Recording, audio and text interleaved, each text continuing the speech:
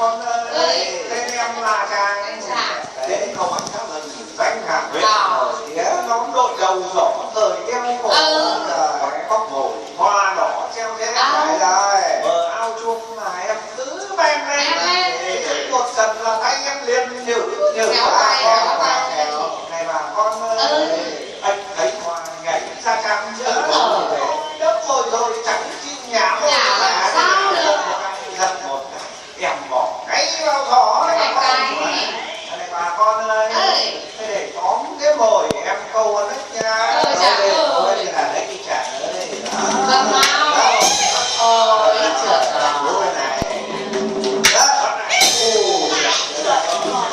Anh bà.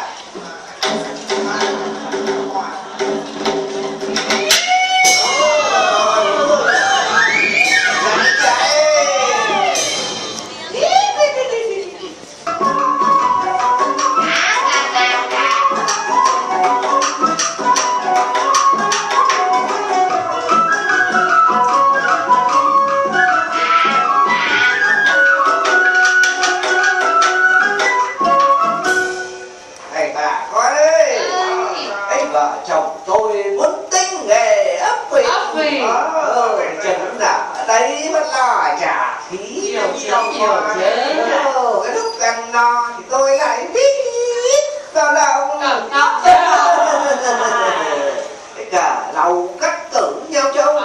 Thế là cái nghề lớn này cũng trông non loại lẻn kép như bà. Ồ cái bà đó nhà tôi đâu rồi.